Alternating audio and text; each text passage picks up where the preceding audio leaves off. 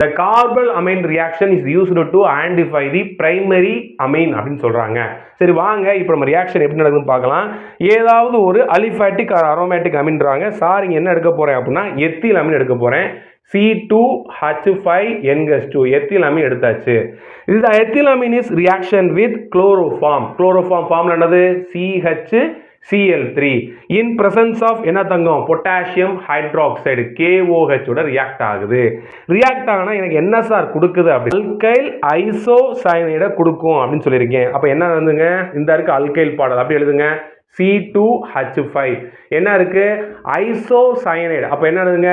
NC. இதுதான் வந்து உங்களுடைய ப்ராடக்ட். எத்தில் ஐசோசயனைடு வந்து உங்களுக்கு என்ன பண்ணுது? கிடைக்குது.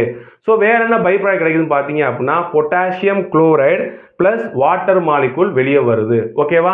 இப்போ நம்ம பேலன்ஸ் பண்ணணும். இங்கே 3 குளோரின் இருக்கு, இங்கே 1 தான் இருக்கு. அப்போ முன்னாடி 3 போடுங்க. அப்போ பொட்டாசியம் 3 ஆயிடுச்சு. அப்போ இங்கே 3 போடுங்க.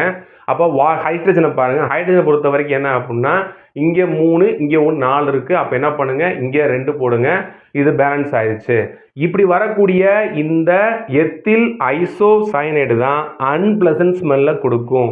ஸோ இதை வச்சு தான் நம்ம ஐடென்டிஃபை பண்ணுவோம் உள்ள ப்ரெசென்ட் ஆயிருக்குது பிரைமரி அமீன் அப்படின்னு சொல்ற விஷயம் புரிஞ்சா தங்கங்களா?